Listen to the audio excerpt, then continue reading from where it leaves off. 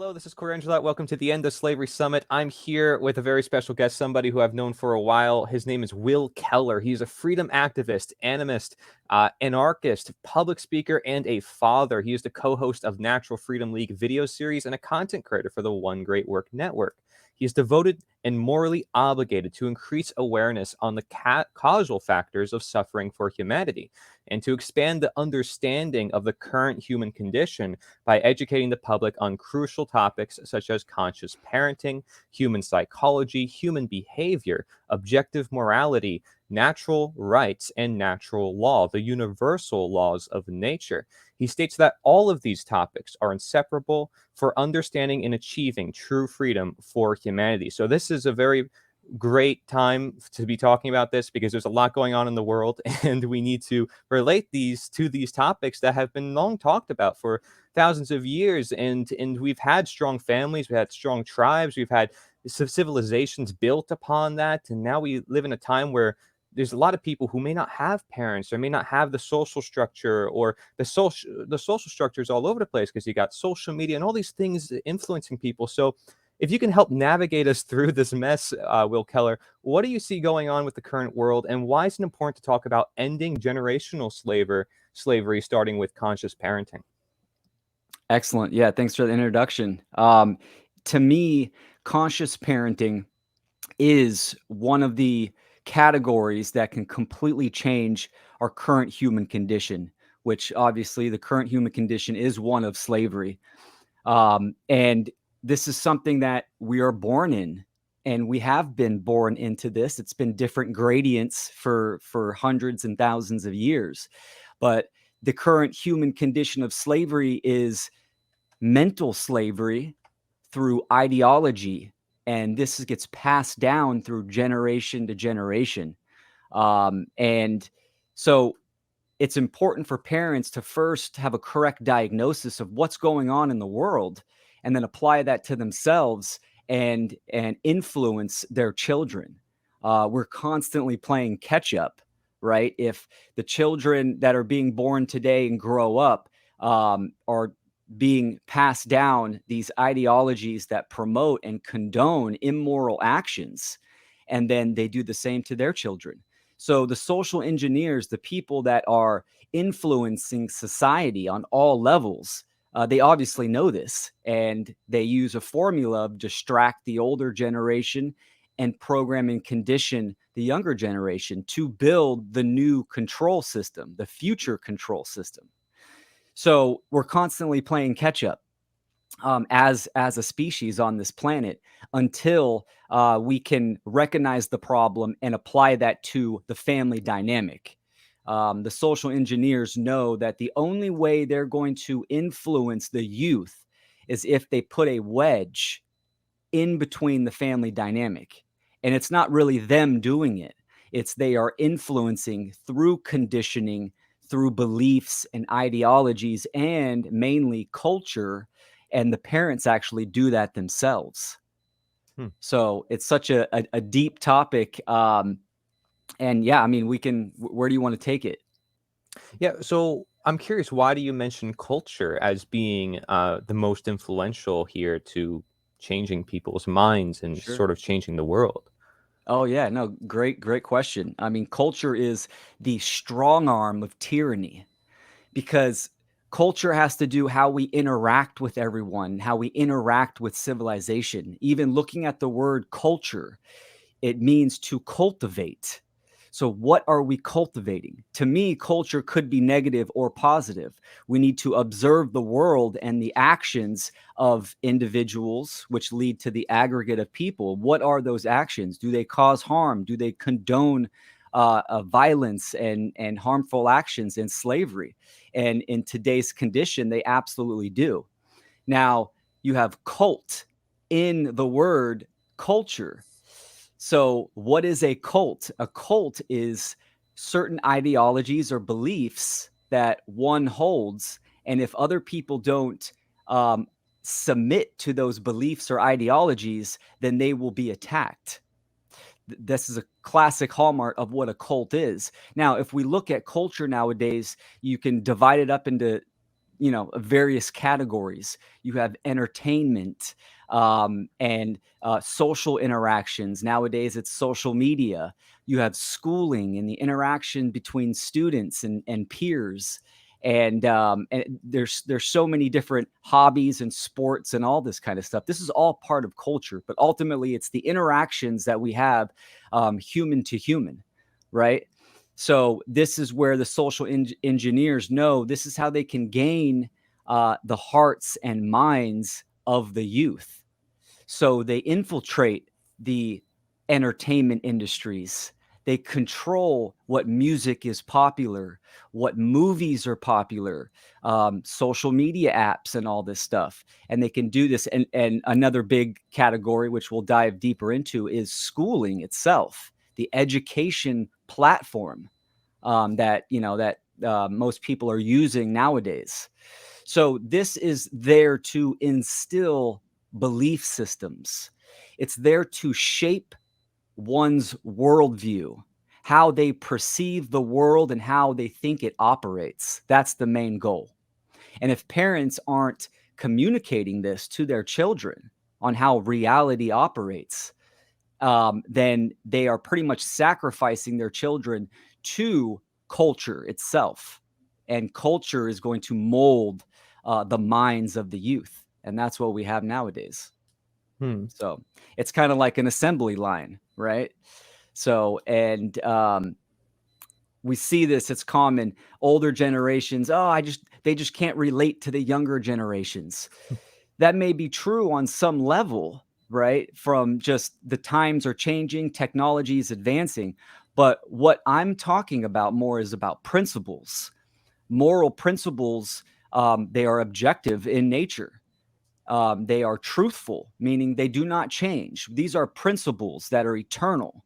And this is the type of category that can be passed down generation to generation to generation because it's timeless and it will remain true. And it's some of the most important information. What's more basic than we exist? We have a body. We are responsible for this body. And what are the actions that we are taking? Does it cause harm or not?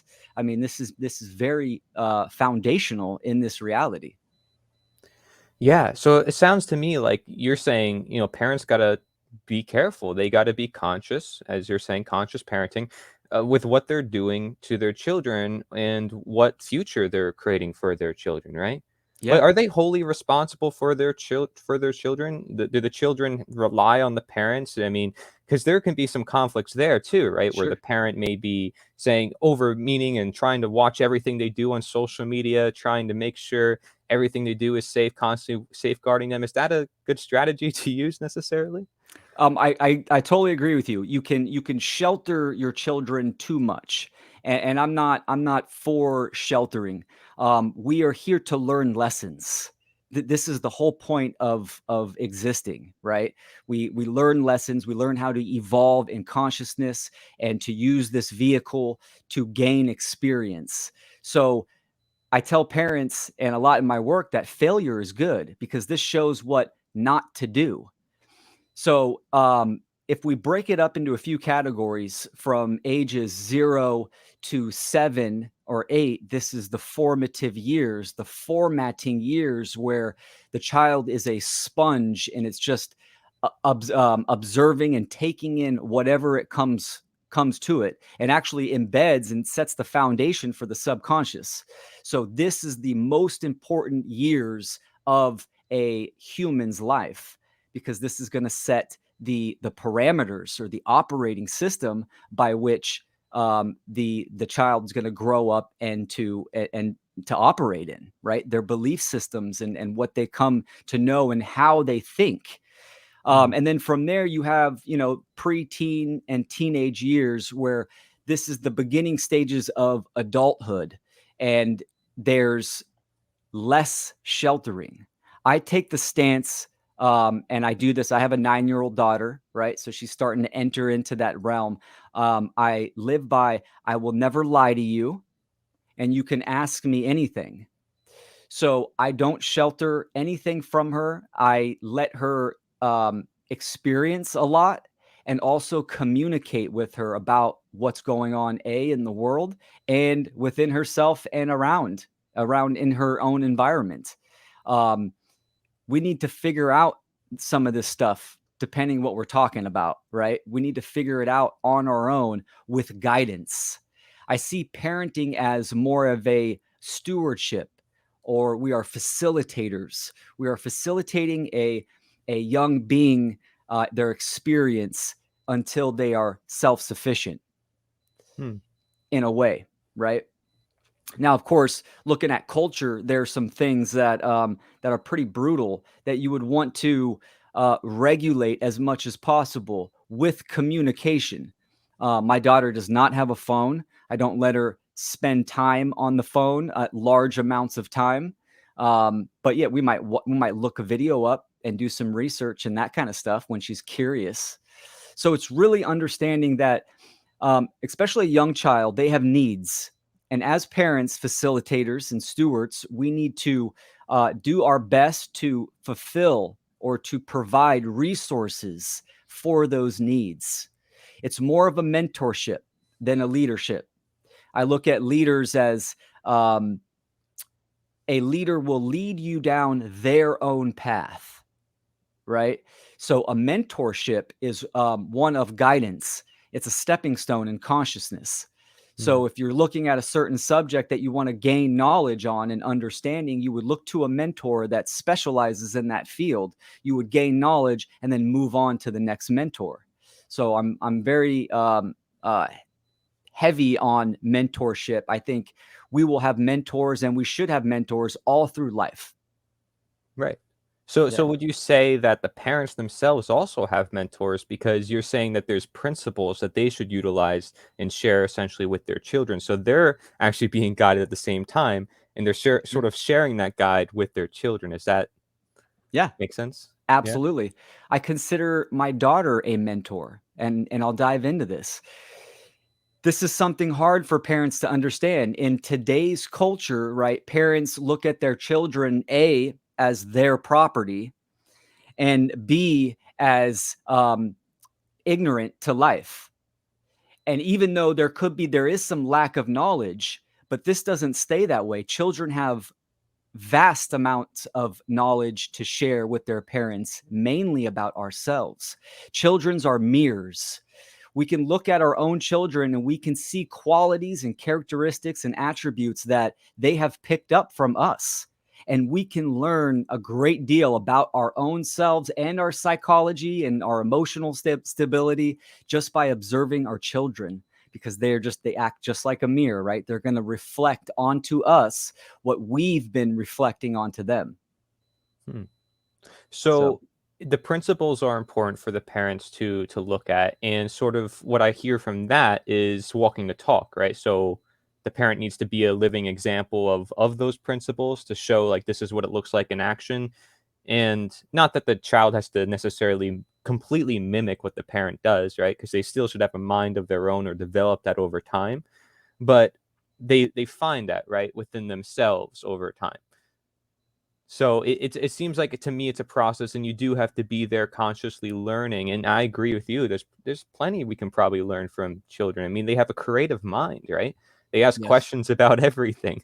They're curious. They want to like fly. They want to go on top of the trees, touch everything. I mean, they want to do those things. And to me, I think those are expressions of freedom, are they not? Oh, absolutely. Yeah, no, 100%. There's a study that one can look up, and maybe we can find it and put it on the screen. It was done in 1992 by two people, and the names are escaping me, but you can look up 1992 study. Creative Geniuses was like the title of the study. And what they found, they tested about 3,000 children from ages 7 down to 1, right? And what they found was 98% of those children were creative geniuses. But once they got to grade school, it dropped down to 36%. Once they got to Mm. high school, it dropped down to 12%. And then they tested adults and that dropped down to below 2%. Wow. So freedom is creativity, right? also choice and understanding principles, moral principles, and how to act in the world. But creativity is huge when it comes to freedom. It's pure potential, as long as harm is not included in that. Children come into this world very freedom minded. And they don't have the programming and conditioning like adults do. So they learn very easily. And this is why they're easily molded and shaped as well. Hmm. Um, Kids have huge imaginations. This is another thing I think adults and parents can learn from their children, is to get on their level and enter their world, their creative world, and share that with them and promote that. The imagination is key, especially nowadays, where culture wants to control, limit, and diminish the imagination, because you have to see it before you can achieve it. So if you can't imagine freedom, then if you can't imagine yourself being better, then how are you going to seek self-development? How are you going to seek what is right and what is and to be more free and to create freedom in society and within yourself? What I see that what may come to mind with a lot of parents is they think, man, well, I'm busy. I'm always working. And so I can't, number one, spend time with my kids as much as I want to. And number two, I can't be as creative as I want to or as I Yeah. can. I mean, so that could be a conflict too. How do parents navigate that? Yes, big question. I love it. And I'll say one thing: a lot of parents that I've talked to, and I talk to as many parents as I can from all different spectrums. A lot of parents want to seek answers, which are good, but what they end up doing is they're seeking parenting styles so they can mimic, right? Whether it's on one extreme or the other, whether it's Dana Martin, full peaceful parenting, radical unschooling, or traditional parenting, do as I say, and spankings and all, right? So I mean, there's a huge spectrum, and this is ultimately a personal process that each family is going to develop on their own. There's certain principles that I think that are extremely important. One category is sacrifice. Having a correct diagnosis of what is going on in the world and how it's operating is crucial. Like you said, we need to be the change for our children, for ourselves, and for our children. So we need to walk the walk. Sacrifice is huge. I'm in a co-parenting situation. Co-parenting situation is the norm, right? I mean, divorce is plummeting. Um, Children growing up in separate houses is extremely popular. It's the majority, actually. So this is a deep topic for a lot of people. Where do they get the time? Both parents work and all this stuff. This is where sacrifice comes into play. Um, Communicating with the other parent is vital, and that can be tricky. That can be hard and sometimes brutal, right? But if you can agree on principles themselves, moral principles, um, respect, and how you're going to communicate with the child, teenager, um, this is the middle ground. So parents need to understand that, yes, sacrifice is required. Sacrifice happens all the time. This is something that is natural for human beings because we are sacrificing time right now to do this video. Everyone sacrifices something. We need to analyze that and look at that within our own lives. The majority of parents sacrifice their children when it comes to education. They put them in public school. So they let the state and they let culture mold their minds and implement what is moral. They don't teach morality in public school, but they still tell you that, government is right, and our human rights come from government. Do as you're told. So they're ultimately, propagating obedience and submission to authority. So that's one form of sacrifice, one of the biggest, right? Because as we know, the mental realm is vital. This is the causal factor. So when it comes to subjects like homeschooling or unschooling, I'm a huge proponent of that. Now that can vary for a lot of people. Um, My daughter's mother and I, we homeschooled all the way up to 8, and I say we still homeschool. My daughter now goes to a charter school. It's a homeschool charter school, meaning that she can be with us, or there's a facility she can go and interact with children. It's a Waldorf inspired, it's based on donations. It's great. It's got a lot of things that the state doesn't touch and doesn't mess with. That's the middle ground. That wouldn't be my ideal choice, but see, I'm co-parenting. We have to strike a middle ground. My daughter's mother is very aware of what's going on in the world, but yet she is a teacher and she wants to work and help out in a community-based facility. So my daughter goes there for a few weeks and then she's with me for a few weeks out of school. So there's a middle ground, there's compromise that we've kind of reached. This is going to be different for every parent, right? Right. For every family. So seeking someone with the answers is again looking for leadership, someone to lead down their path. That might not work for one family. So Yeah. there's a lot of discovery on your own, like you're saying. Yeah, for sure. I mean, I went through the public school system and I actually went cyber school half of my school time too. I mean, so, and I kind of got a taste of both worlds. In the cyber school, it was new at the time when I was entering. Yeah. It's way different now because now it's becoming more popular. But something I would do with my own parents was constantly relay to them the information that I was being taught, or the things that I was, the things that were said to me, the other kids that were influencing me. And by talking to my parents about just what happens at school, I was building not only a relationship with them, but they were able to help guide me, and it was able to help me feel better. Just having them there after that school system was just beneficial within itself too. So I think just the parent being there is also really important, right? Because that allows them to express their consciousness with the child, and the child can express their consciousness with the parent, which is, they're supposed to be together in nature, right? Are Mhm. they not? They're supposed to stay together as much as possible. And it seems like, oh, well, if we just put them in this institution, they'll take care of it. No, it's like, it's your child. I think, I'd hope it's really important for people. So how Yeah. does this relate to generational slavery, right? Because we talked about culture and how that influences people. Why is conscious parenting important for generational slavery? I know you kind of mentioned this before, but what is generational slavery? Like in particular, is it the culture? But you said it's certain people who are taking it over. So why is that happening? Yeah, no, great question. And real quick, I'm going to backtrack to what you just Sure. said earlier because I think it's a very important to the relationship you have with your parents. That is excellent, and this is something that parents need to understand. It's about the relationship you have with your child. Learning in general, right? We learn when we are internally motivated. This is going to be different for every unique human, right? Some children love to learn in group settings. So maybe finding a private school or charter school or group homeschooling that might be ideal for them. So, like you were saying, that being receptive and being there for your child's needs is vital. Getting to know your child. Your child's going to be different from you, but yet still inherit some qualities.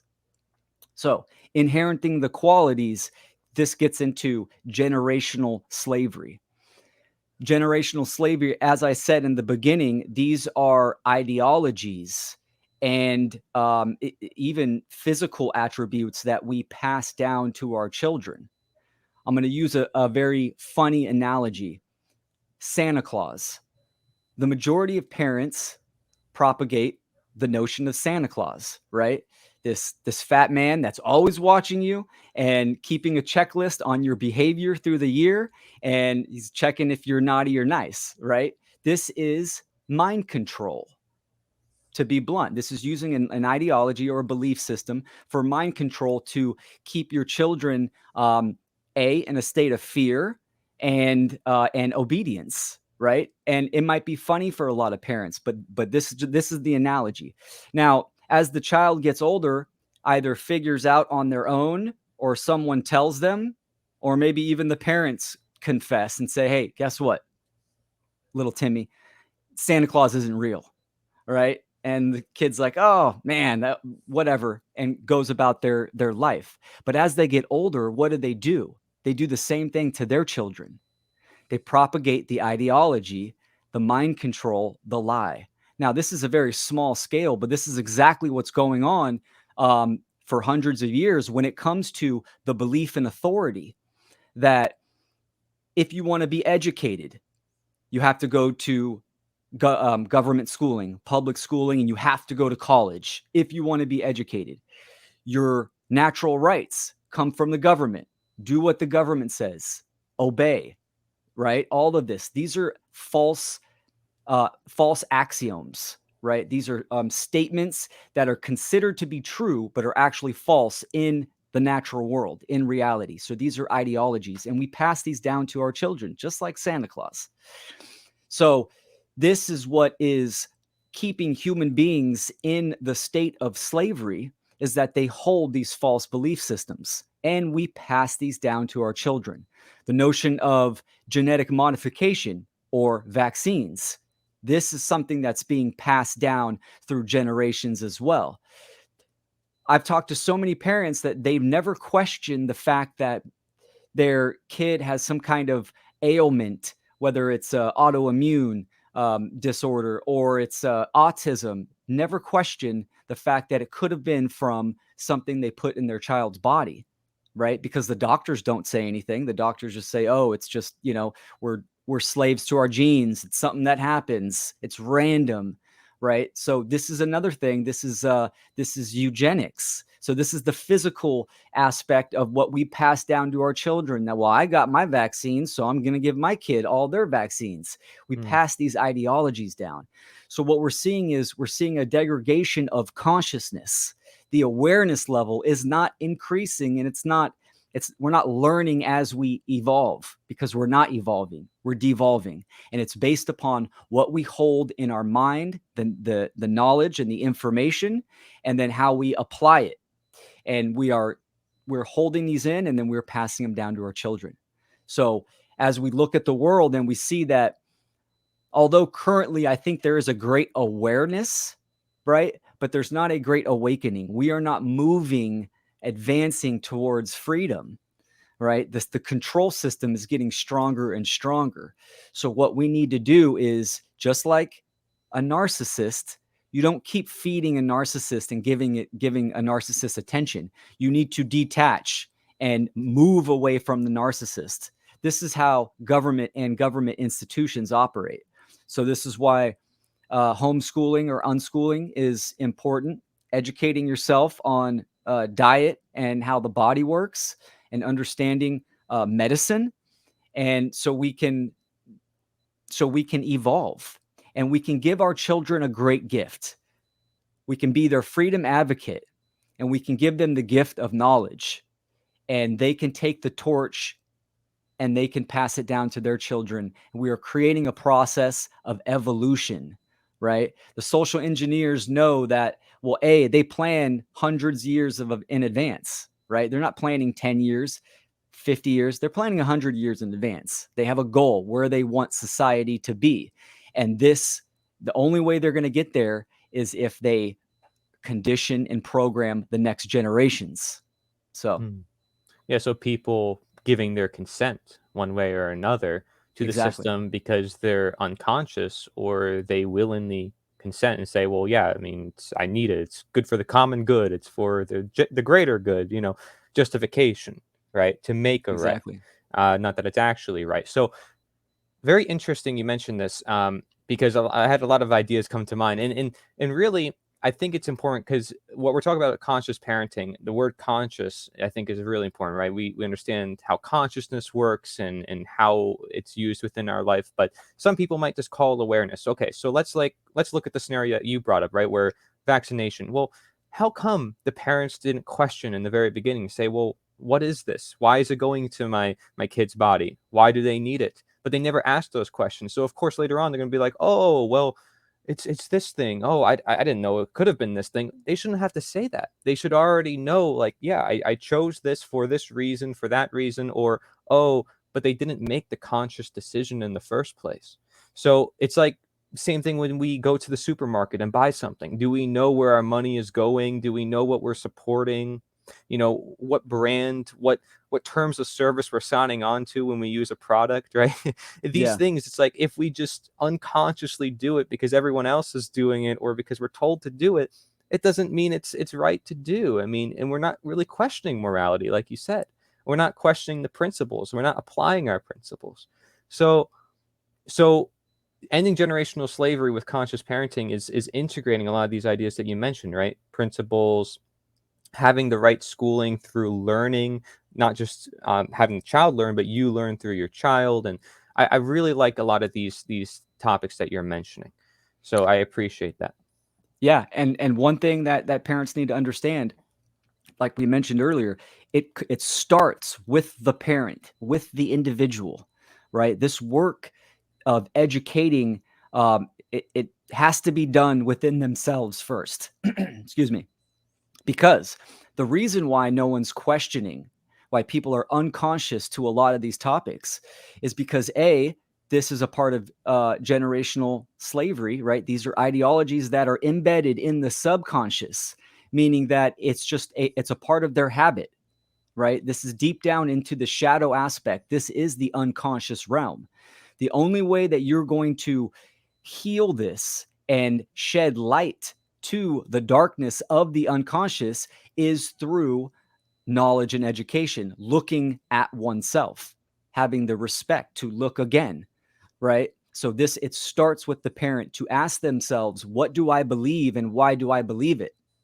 Mm, Right? On all aspects, health, morality, government, what's going on in the world, all this kind of stuff, and shining the light on that to bring the unconscious to the conscious level. right.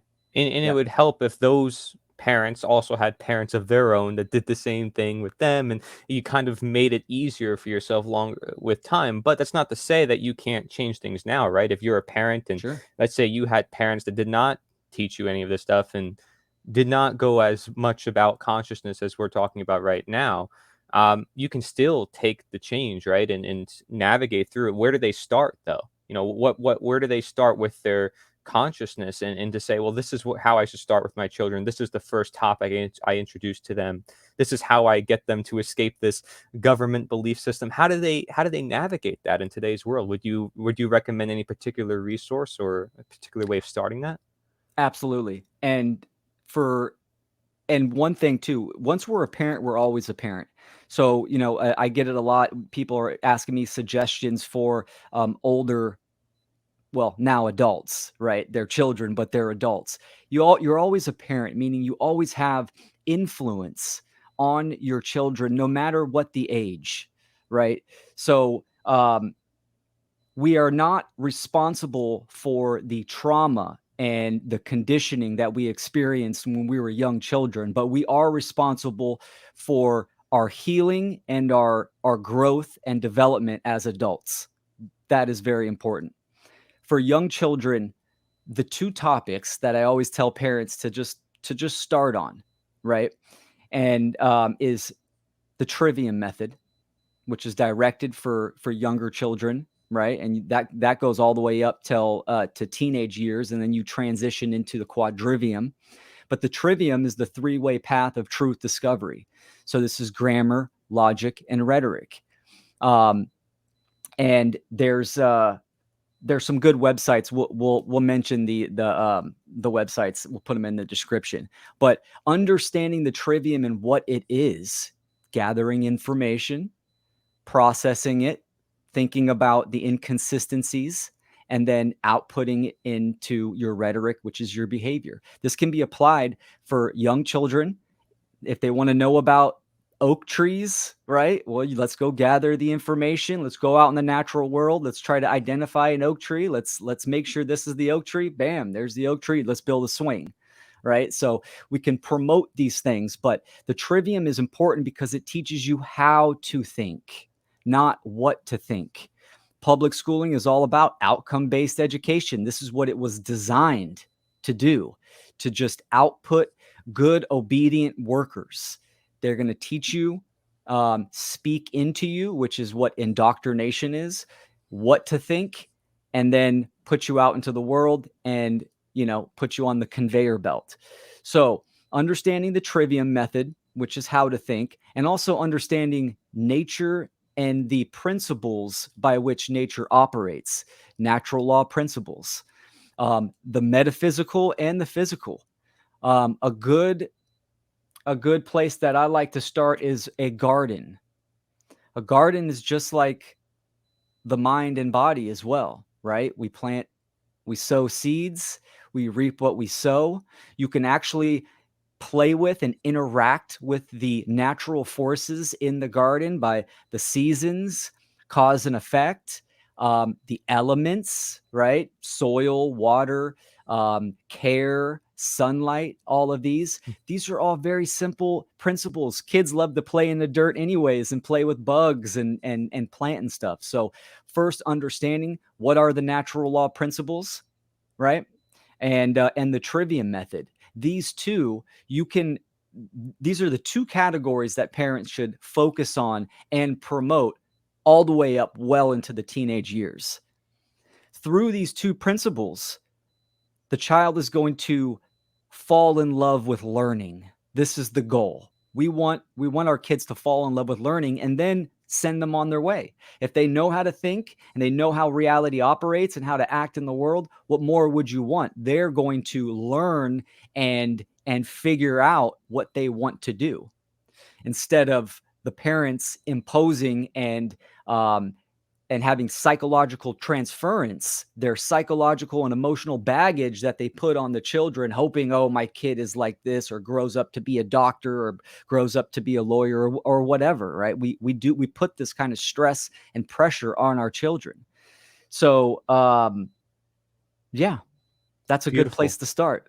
Yeah, Beautiful, honestly. I know it's a lot, but yeah. No, it's beautiful. I mean, I even interviewed a former school teacher. She was like over 40 years in her profession, right? She teaches all sorts of different subjects. And she's telling everybody, just like, get your kids out of the school system now. Just no matter what you do, just get them out of the school system, because there's so many other options in her view. She's done so much research on this that she's like, hey, you can hire a private teacher. They can take certain hours, and then you can take certain hours, and you can configure so much. And now there's like, co-ops and people doing get-togethers where, Yeah. like you said, maybe there's a community garden. They're all growing this garden together. It could be not just yourself. You don't have to be the only person working this garden. You have other, people working on it.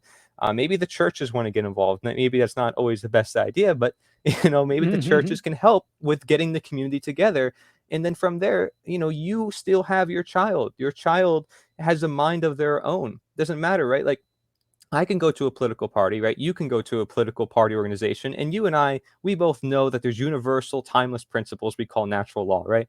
So no matter what is said there, we have a filter through our brain that we take in that information and we can still discern. As Tobias Lahr says, learn to discern. We're able to Yeah, look through the information and say, well, does this validate? Can we, let's apply our trivium method. Does this make sense? Right. And so that is a process. I think once you build that in your child, like you're saying, well, then it doesn't really matter. Whatever comes to them in this life, whether it's fear, distress, the government is imposing different conditions, right? These bunches of people, well, they can be able to navigate through that easier because they were built with this guidance that they got from an early age. So I think it's beautiful that you're sharing that with us, Will, and that you make that more of a focus, because I think it's something that is really, really important for our generation. And so, that's every generation, though. You say generational slavery. I mean, that really solves every generation, right? Which yeah, is freeing your own mind. And how do you free your own mind? Well, you need a little bit of guidance to get there, right? So it's interesting absolutely. because, freedom is this thing where it's like you don't have anybody helping you or directing you or telling you. No, freedom still requires guidance, we're saying, right? Or there needs to be some sort of self control that creates that freedom. So, kind of talk to us about that in regards to, let's say, multiple parents or multiple people, right, together in this world, such as the world we have now. We have a system that we call government in our existence, and it's telling people what to do with their lives. And there's many people who are willingly going along with it. And you and I, we look at this and we look at this in the lens of universal spiritual principles. And as you mentioned, it's all just opinion and ideology. How do we get that to people in an action way? we're all adults. We all, we're, I'm not saying, hey, Will, you're my child, or you're not saying I'm your child, although I'd love to learn from you. And I think we could all learn from each other. Like you said, there's never not a time to learn. So Mhm. what could we do though as adults? Do we need to organize? Do we need to teach each other still? Is there things that we as adults need to do action wise to change the world and get rid of these systems that don't belong? Great question. And I will say too, parents should seek out community. I do. There's many resources out there. There's many groups, most likely in your general area, especially since the pandemic kicked off. A lot of people pulled their kids out of school. They're getting together. There's groups on Telegram and all this stuff. So seek that out, parents. Definitely seek that out. Yes, um, parents, adults, we do need to get activated, right? And my stance on this is it's tapping into my inner child, and we need to create art. I'm a firm believer of this. The question is, how do we reach the unconscious minds? To reach the unconscious, no one can do that for another person. Only the individual can. Only the individual can shine awareness in the inner darkest parts of them, right? The false belief systems, what we were talking about with generational slavery. We do this through the heart, meaning that we inspire people.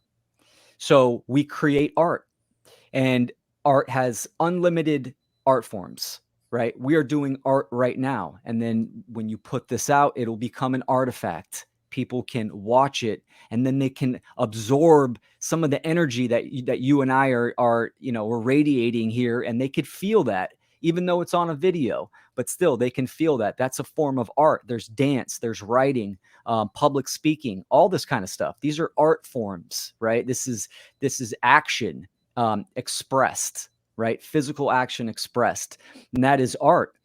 So I think people, once they do the inner work, right, of self development and gaining an accurate uh, perception of what's going on, absolutely. And they should be that mentor for their child about speaking out on injustices and creating art forms with the message of truth and freedom and morality, and put that out to the community. I mean, has great positive effects on a child when a child sees their parent involved in community, because no matter what anyone says, we need to be involved in community, local, and then on a large scale as well. That it always starts with the inner, within the self, and then that expands out. So get involved with your local community. If you can't find a group, start a group. Start a homeschooling group, or a get together where kids can interact with each other and parents can interact with each other. So unity is in community. So we need this. It's extremely important. And the phrase that I use is no leaders, more artists. And this is a process of self-discovery. Each person needs to discover within themselves through their own talents and attributes, and then express that into the world with the message of freedom. Okay, so with independent media, a lot of people are producing a lot of content, right? They may be expressing a lot of these art forms. Do you think that they're heading in the right direction when it comes to this message of, trying to free the world from this generational slavery? Do you think them just bringing light to these ideas, maybe talking about news stories or talking about the left versus right, do you think all of it is productive essentially toward, because they're just spreading ideas and people can discern for themselves, but they may not know how to discern. So how is independent media really assisting our efforts for freedom? Do you have any suggestions for independent media or the people who are producing content? Yeah, great question. I do think that a lot of the alternative media, independent media, they they actually operate just like the mainstream media, meaning that they focus on the effects of the world. Now, the effects of the world, right? All these dialectics, the current events that come, and it seems like they're speeding up and they're changing at a steadfast pace. These are just the effects. This is not where the change lies, right? And a lot of the independent media, they constantly focus on these effects. When I look at someone's work, I want to understand if their message, their core message, is about freedom and how do we achieve it through morality and right action. This is a huge part. So shining light on some of the effects can be good because you can see the effects and recognize that there are problems, right? That kind of sparks an awareness. But how do you create change? This is through the causal factors of understanding what slavery is, what freedom is, how do we get to slavery, and how do we get to freedom, right? The why question, the most important. And I don't see a lot of the independent media, alternative media, focusing on that, which I think they definitely should do. You can report on the effects, but also provide the solution. And again, this is through lack of knowledge. So becoming a educator, an artist with this message, this is another reason why we need more people doing this kind of content to reach even the independent media and let them know, like, hey, you got to ask the big questions of reality and how do we create freedom. Yeah. And so yeah, that's my stance on that. I appreciate it. No, and I Yep. think like just talking about the what we've been talking about with conscious parenting, I would love Mhm. to see that being talked about. Like, hey, here are resources for you parents out there who have children, and hey, this is how you can connect with each other. I mean, just that alone could make a pretty big impact, I would say. And there's a Oh lot yeah. of people who are raising children, and there's a lot of people who also say, man, I shouldn't raise any children in today's world. Man, it's such a bad world. I don't want to raise any children. What do you have to say about that? Oh man, yes, I'm glad you said that, man, because yeah, I hear that a lot. People are like, "Oh, I never want to raise a children in this day and age." At one point I was like, "Okay, I understand that mentality." But now I'm on the opposite polarity. I think freedom-minded people should have children for sure, because just as we were playing catch up, um, we need to have freedom-minded people, people that understand what it truly means to be a human, understand freedom and morality. This is good. So I think being in the mindset of, oh, I would never have children in this day and age, it's in a nihilist mindset. It's playing to lose, right? So I get it. This control system in life can be tough, can be hard, but that will definitely make us strong as parents and our children strong as well. So make babies, people. Well, it's funny we say we need numbers, and then there's people who say, Sure. well, hey, I don't want to have a child. Well, it's like there's your number right there. I mean, you're creating the future, Yes. literally. Yeah. So it's powerful. And that is your legacy. I mean, they literally are you, right? They're taking an essence of you. Now think about that too. Sorry to interrupt. It's Yeah, like talk about a depopulation agenda, right? What works better than to wear down an individual where they're hopeless and they just don't want to have children? I mean, this is epigenetics, right? right. So yeah, man, it's deep. So yourself, right? You came through a lot of understanding and you had to break through your sort of unconsciousness. I think we all do to some extent because we live our lives and we want to live our lives and just live our lives, but we are influenced by so many different things, and especially in a consumerist age with so much information and so much material things. How did you break out of your unconsciousness and into the consciousness? And how did you break out of statism, this belief system that we tackle that is the belief in authority? You mentioned it earlier, Mhm. but it's sort of an ideology, believing in man's opinion that it should rule over others through man made law and through government. How did you break out of statism? How long were you a statist? Well, I'm personally very blessed because I've never been a statist, and I actually come from a family that are more anarchists, right? That understand moral principles. I grew up on a ranch. My dad. I come from a split family, but my stepmom has pretty much raised me and had good relationship with all my parents. But they were very firm on doing the right thing, no matter what. My dad, told me that it's okay to run from the cops. My grandpa did time in jail for not giving up his money, his fruits of his labor to the slave masters of that day. And so I come from a family where they see the wrong. They understand the system is wrong. Wow. And that had a huge impact on me growing up. Even going through public school, I could see it was like a big joke. It didn't have validity to me. Um, I was cherry picking on what I wanted to learn, which didn't actually aid me in, doing well in public school because I didn't like to be told what to do. But my awareness gained when I had my child. Ultimately, I've always been into mysticism and got pretty deep into occultism and understanding, in context of understanding nature and how nature operated. It wasn't until a few years later that I actually started to apply this information to the world and get a good grasp of the current human condition. Hmm.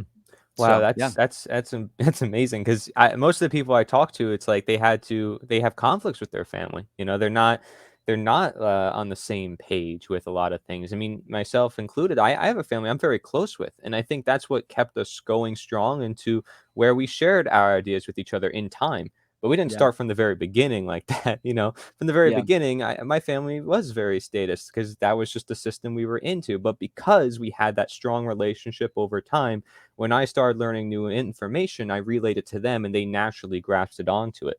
So I think it's very interesting, you know, you share your perspective and mine and kind of looking at the differences. And it's amazing to see that you're speaking about this now publicly with people and sharing this because I think that's a situation not a lot of people have, you know, like a family Yeah. background like that. Yeah. Oh no, I'm very blessed, and even though if you ask my parents, do you consider yourself an anarchist and stuff like that, they would probably say no. But that's not; those are just labels. Right. What's the principle and the action behind it? And that's what was instilled in me as a young age. So as I got older, I recognized how I was raised, and especially having a daughter, this flipped the script, and I had to change myself and the moral obligation to speak out as well. Beautiful, So, man. yeah, Thank you so much for sharing all of that. And if there's anything else you want to share, because we're almost reaching an hour now, but sure. let me ask you a question. What made you grow out the beard? It's been a while. I've seen you didn't have the beard for a while. I don't know if you Yeah. ever talked about this before in an interview, so I figured to Cool. ask. I love it. Yeah, no, my daughter Yeah. said, "Dad, I wanna see what you look like if it's you have a big beard and you look like Gandalf from Lord of the Rings." And I said, "Well, let's do it." So I started growing the beard. My hair grows extremely fast. This is only like 6 months, 6 or 7 months. And, yeah, but she's like, "It's time to cut, Dad. You can cut it down. It's getting a little crazy." So, No, I think it's awesome, man. Are you yeah, sure you no, it didn't watch works. my Lord of the Rings presentation? Is that is that not it? That's good. Yeah, man. Great presentation too. So Hey, yeah, you she got she great likes to presentation. braid it, she practices her braiding skills on there, and yeah, what her dad's for.